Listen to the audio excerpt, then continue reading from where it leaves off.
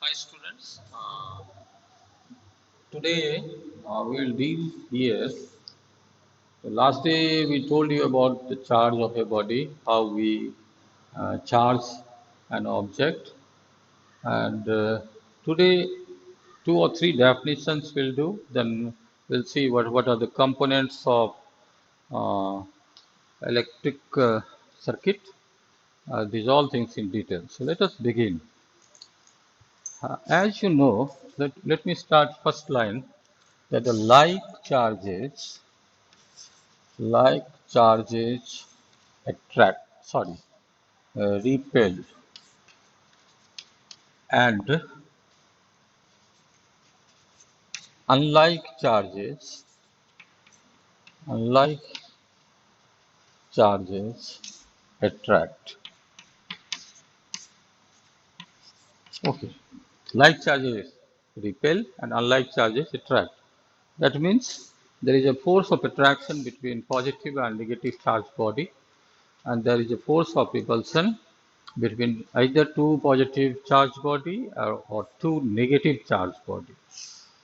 Now, the value of force you can find by using a formula. So, how much force acts on an object? Let's consider you are given this is charge body Q1, this is another charge body Q2, and the distance between them is R. So, how much force will act on the either of the charge body? Okay, so how much force? So, see here, the value of force is equal to K. It is a constant called Coulomb's constant, Q1 Q2 by R square. The similar formula you might have seen in gravitational force. The gravitational force also depends on inverse square law and the Coulomb's force, and this is also known as electric force also. The electric force between two charge body on either मतलब दोनों में से किसी एक पर किसी किसी एक कोई पर भी उतना ही फोर्स लगेगा, इस पर भी उतना ही लगेगा और दूसरा जो है उस पर भी उतना ही लगेगा. Q1 into Q2 divided by R square. और ग्रेविटेशनल फोर्स अगर आपको याद होगा तो that is Gm1m2 by R square.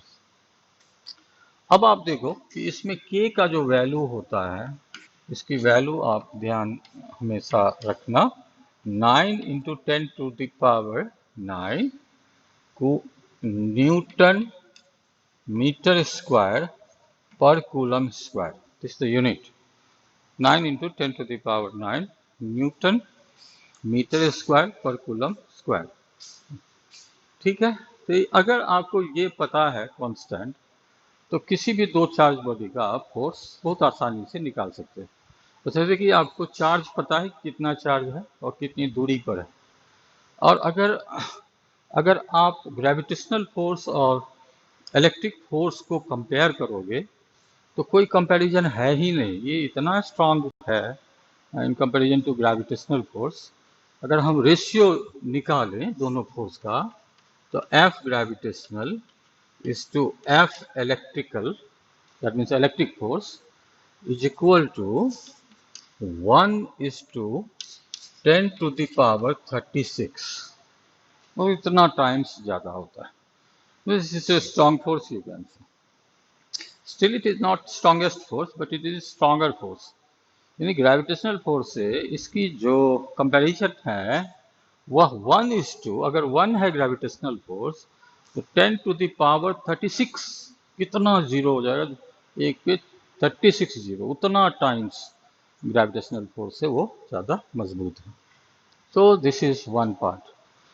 और कोई भी दो चार्ज बॉडी के बीच का आप फोर्स कभी भी निकाल सकते हो.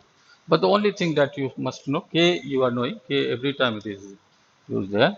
Q1, Q2 is a charge of both the charge body, charge on both the charge body, and R is distance between the two body.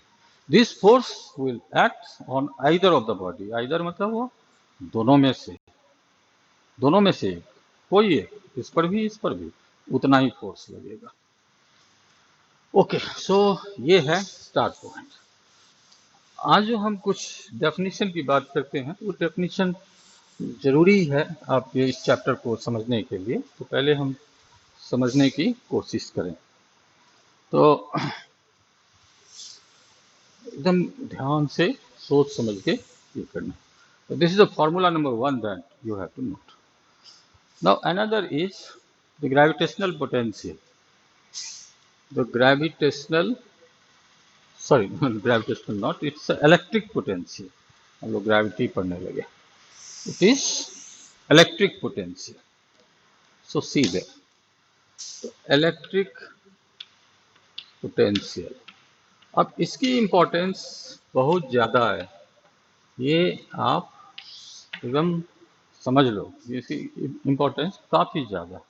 मान लीजिए एक बॉडी है, इस पर चार्ज है Q, ठीक है, और इस चार्ज के कारण इसके चारों तरफ कुछ न कुछ पोटेंशियल आएगा। अब पोटेंशियल है क्या वो आप जान लें। इसकी डेफिनेशन पहले नोट करें। मान लो कि हम इस चार्ज बॉडी से r दूरी पर एक पॉइंट लेते हैं P, ठीक है। तो पोटेंशियल कुछ होता है, इसकी इंपॉर्टेंस क्या है ये जब समझोगे तब पता चल जाएगा कि what is the role of potential in understanding electricity. जैसे आप हमें ये बताओ कि जो पानी का जो फ्लो होता है वो किस बात पर डिपेंड करता है। तो आप सोचोगे पानी, that the water flows from high potential to low potential, sorry, high level to low level, ठीक है। पानी का flow, water flows from high level to low level, potential word वहां नहीं यूज करेंगे। सिमिलरली अगर इलेक्ट्रिक करंट आपसे पूछे कि what is the direction of electric current, तो आप ये बताना कि electric current flows from high potential to low potential. बस इसी के कारण से पोटेंशियल का मतलब अंडरस्टैंडिंग बहुत जरूरी है। तो first will like to find what is the potential. तो मान लो कि एक चार्ज है प्लस Q, इससे r दूरी पर हम एक पॉइंट P लेते हैं और इस पॉइंट पर हम इस चार्ज का पोटेंशियल निकालेंगे। What is the potential actually, what is potential due to a charge. तो इसका जो डेफिनेशन है वो ये है कि इन्फिनिटी से मान लो 1 कूलम चार्ज को हम लाए, कितने चार्ज को, 1 कूलम चार्ज, इन्फिनिटी से P पॉइंट पर ला, इन्फिनिटी से P, okay.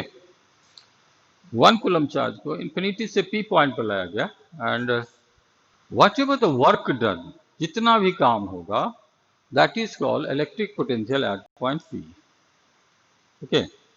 So this is the actual definition.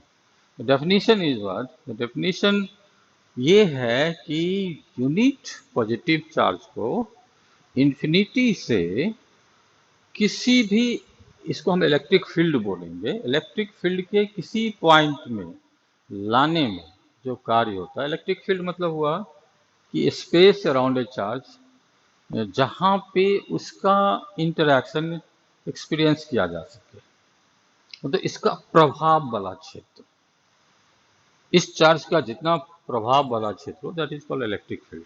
इस चार्ज का प्रभाव जहां तक होगा उसको हम क्या बोलते हैं, इलेक्ट्रिक फील्ड। ये पॉइंट P क्या है, इस चार्ज के इलेक्ट्रिक फील्ड में। तो now you can write the definition. The definition is work done in carrying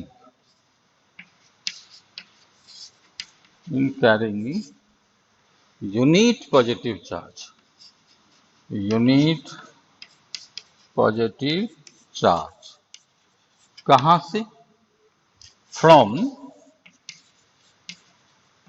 infinity to a point in an electric field, in an electric field. Work done in carrying a unit positive charge from infinity to a point in an electric field is called is called electric potential at that point. हर एक point का electric potential अलग अलग होता है. Is called electric potential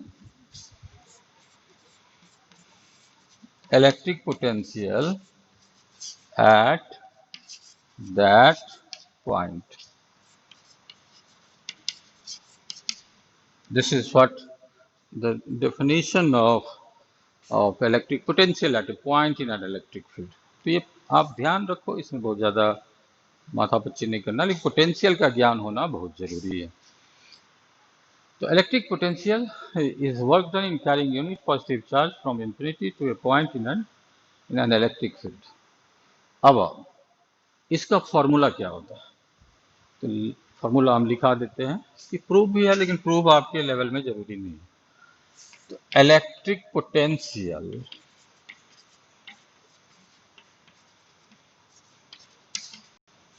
V is equal to K into Q by R. K हुआ वही constant जिसकी value आप जस्ट लिखे हो. Q हुआ चार्ज, जिस चार्ज के इलेक्ट्रिक फील्ड में आप पोटेंशियल निकालने जा रहे हो. और R हुआ the distance of the point from the charge. Infinity से दूरी नहीं, इस चार्ज से जो दूरी है वो. ओके, फिर इसका आप यूनिट लिख लो. तो इसका इलेक्ट्रिक पोटेंशियल का यूनिट होता है, what is the unit of electric potential? Electric potential का यूनिट होता है, दो यूनिट हम लिखाते हैं. पहला joule per coulomb, joule per coulomb और वोल्ट, जूल पर कूलम और वोल्ट. ठीक है.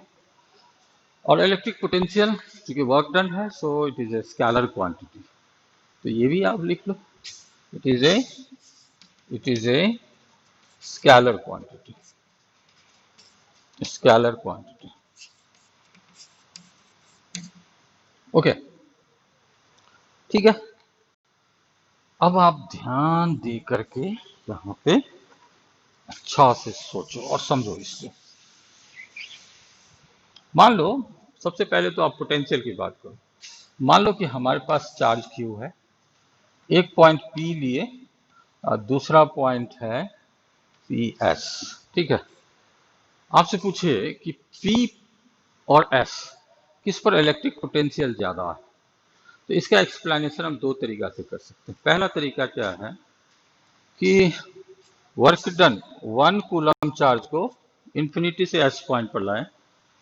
ये हुआ वर्क डन, और ये वर्क डन S पॉइंट का पोटेंशियल कहलाएगा.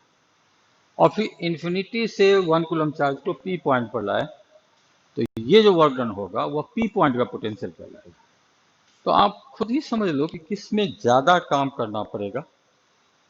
सोच लो 1 मिनट के लिए, तो आपको पता चलेगा कि potential at point P is greater than potential at point S. Vp is equal to Vp is greater than Vs. एक तरीका तो ये होगा. देखो दूरी की बात करें, इंफिनिटी से यहाँ तक some more distance is being traveled here to point P, correct. तो ज्यादा होगा. दूसरे मैथमेटिकली आप समझ सकते हो कि जो पोटेंशियल होता है वह R का इनवर्सली प्रोपोर्शनल होता है, यानी डिस्टेंस का. तो जो दूरी अगर कम होगा तो पोटेंशियल ज्यादा होगा. तो since P lies closer to Q, तो potential at P is higher than the potential at point S. So in any way you can understand, जितना पास में पॉइंट रहेगा R का वैल्यू उतना कम होगा और पोटेंशियल का वैल्यू उतना ही ज्यादा होगा. तो closer is the point and higher will be its potential. Okay, तो closer is the point, point जितना पास हो पोटेंशियल उस पॉइंट का ज्यादा होगा. एक बात तो ये है. तो आप लिख सकते हो closer is the point, higher या लार्जर इज इट्स पोटेंशियल. जितना पास रहेगा उसका पोटेंशियल उतना ज्यादा होगा. अब एक और चीज समझ लो यहाँ पे कि मान लो कि हमारा ये प्लस क्यू चार्ज है, नहीं कुछ लिखे तो प्लस ही आप समझना, माइनस नहीं। तो मान लो कि यहाँ पे एक दूसरा चार्ज रख दीजिए 1 कूलम चार्ज, ये भी प्लस है, तो इसके बीच में कौन सा फोर्स लगेगा? तो जाहिर है ये भी प्लस है, ये भी प्लस है, तो फोर्स ऑफ रिपल्सन लगेगा। तो ये किधर भागेगा? In which direction it will fly away. Sorry, away जब बोल दिए तो दूर ही होगा। हाँ।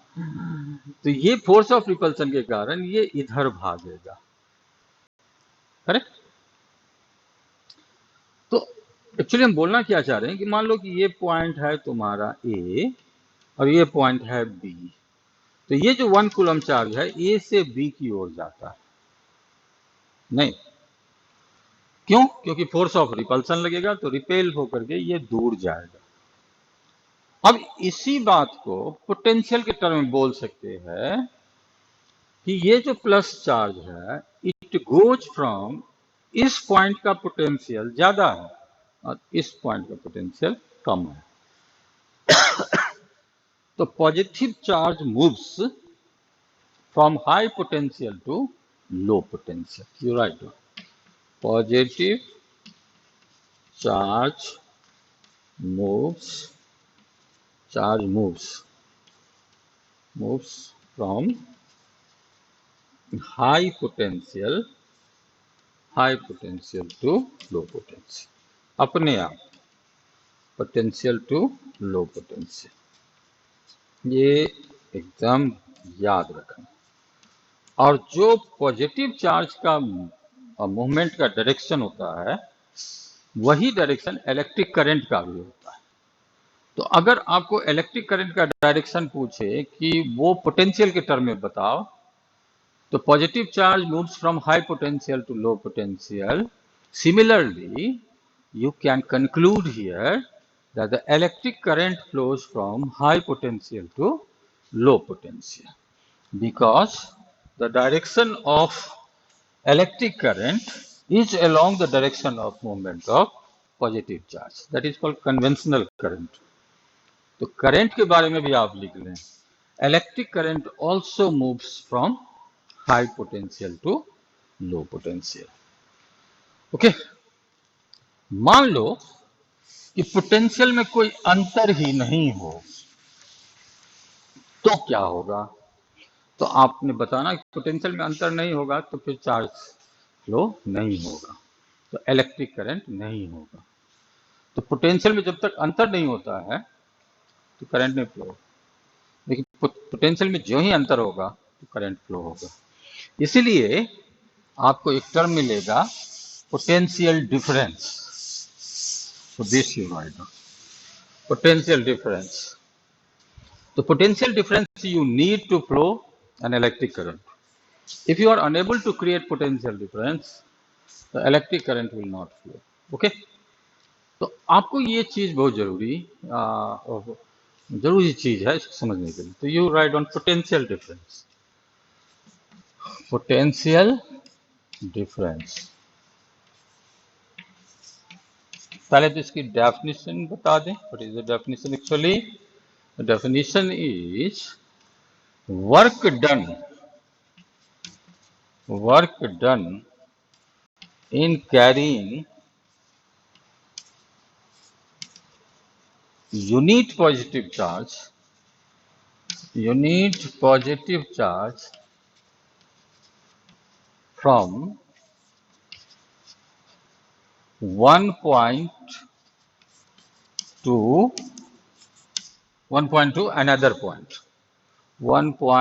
to another point,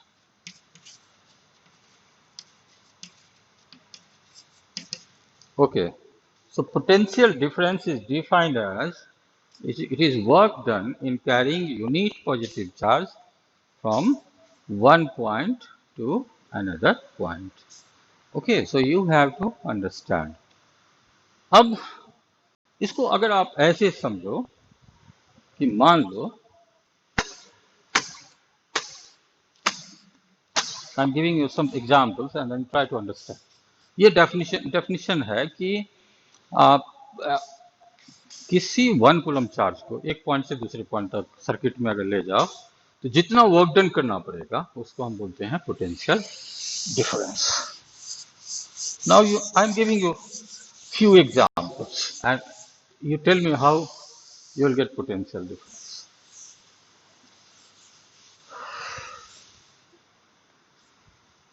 Okay, मान लो कि आपके पास एक रेजिस्टर है, ये पॉइंट है ए, ये पॉइंट है बी. आपने 2 कूलम चार्ज को यहां से यहां तक लाया और 10 जूल का काम करना पड़ा. तो सीधा 2 कूलम चार्ज को पॉइंट ए से पॉइंट बी तक लाया and the work done in this process is 10 joule. What is potential difference? What is potential difference? See, तो potential difference definition क्या है ना, 1 कूलम चार्ज को, यहाँ पे है क्या ना 2 कूलम, तो 2 कूलम चार्ज को लाने में 10 जूल, तो 1 कूलम चार्ज को लाने में कितना हो जाएगा 10/2, that is 5 joule per coulomb और वोल्ट. ठीक है, ये तो एक एग्जाम्पल हुआ. दूसरा एग्जाम्पल आप करो. मान लो I am changing the example. Yes, हमारे पास 10 कूलम चार्ज है. Giving you reference only and you have to do here 5 joule of work. A से बी तक लाया. So 10 coulomb charge is brought from point A to B and 5 joule of work is being done. So what is potential difference? तो 10 coulomb के लिए 5 joule, तो 1 coulomb के लिए कितना हो जाएगा 5/10, that means what, potential difference हो जाएगा 1/2 वोल्ट.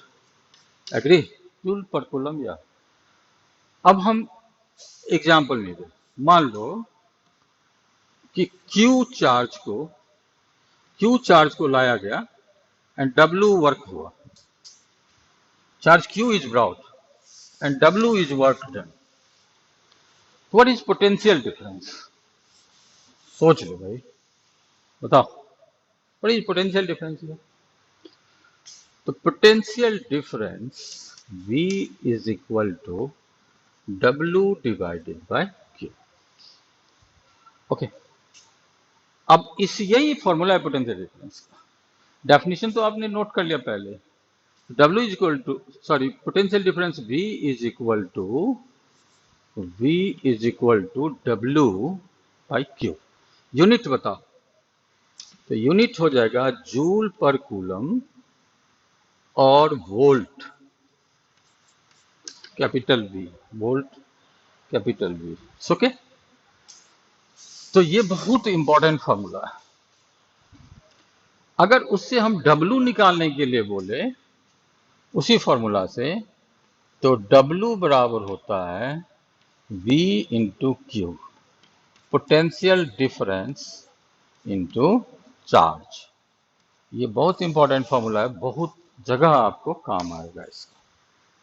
तो W is equal to potential difference into charge.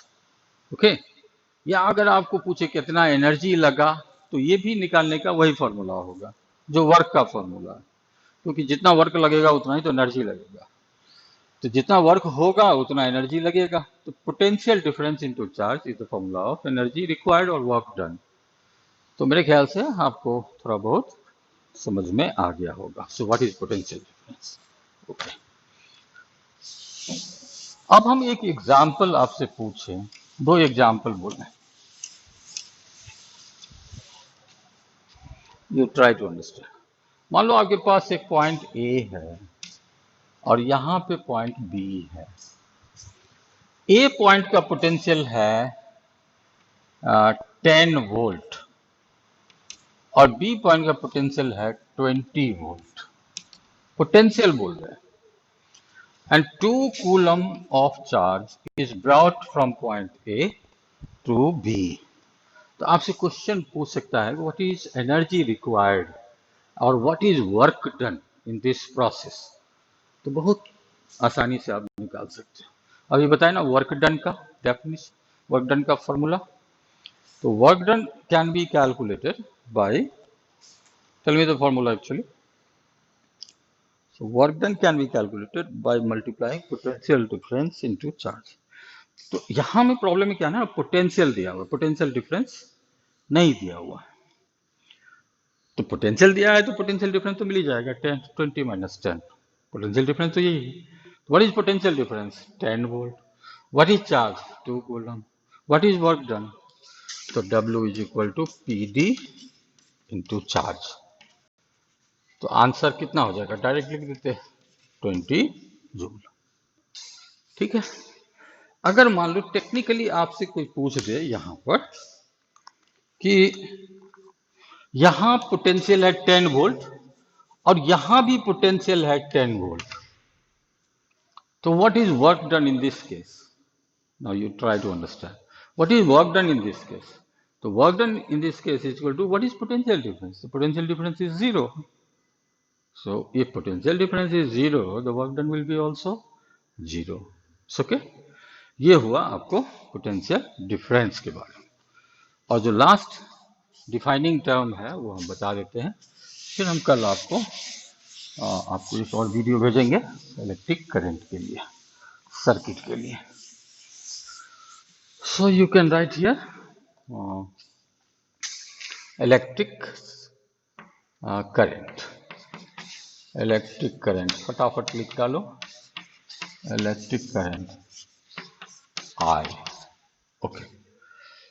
तो डेफिनेशन तो सभी को पता है, rate of flow of charge, rate of flow of charge is called electric current. तो आई एवरेज, ये एवरेज करंट है, तो Q upon T, charge divided by time. तो फॉर्मूला को देख के अगर यूनिट भरना है तो हम लिख सकते हैं coulomb per second. Okay, formula को देख के अगर यूनिट भरना है तो क्या लिख सकते हैं, कूलम पर सेकेंड, या फिर इसको हम बोलते हैं एम्पियर, ए। ठीक है, इसको क्या बोलते हैं, एम्पियर। तो ये ध्यान में रखना, हम आपको पहले भी बता चुके हैं इसको, कूलम पर सेकेंड और एम्पियर। और कहीं पे मिली एम्पियर होता है, माइक्रो एम्पियर होता है, तो वो अलग होता है। ठीक है, तो मिली का मतलब क्या हुआ, मिली कोई यूनिट नहीं है, तो मिली, मिली MILI, सिंबल इज M, मतलब क्या, 10 का power -3। Micro, symbol is mu, 10 का पावर -6। तो एम्पियर को अगर 1000 से डिवाइड कर दो तो ये हो जाएगा मिली, मिली एम्पियर। और उसी 1 एम्पियर को अगर 10 का -6 से, सॉरी 10 लाख से डिवाइड कर दो तो वो हो जाएगा माइक्रो एम्पियर। तो ये सिर्फ छोटा बनाने के लिए, ठीक है, तो प्रीफिक्स बोलते हैं। तो कहीं भी लगा दो, जैसे किलो बड़ा करने के लिए, kilo is not a unit but it's only multiplier, तो ये भी मल्टीप्लायर है, ये मल्टीप्लायर है छोटा करने के लिए, किलो मल्टीप्लायर है बड़ा करने के लिए। It's okay. नाउ लास्ट में 2 डिवाइस का नाम बोलेंगे, वो ध्यान रखें।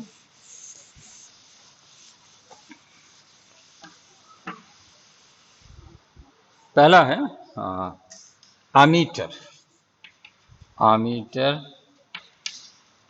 it is a current measuring device, current measuring device. Voltmeter, voltmeter, it is a potential difference measuring device. ठीक है,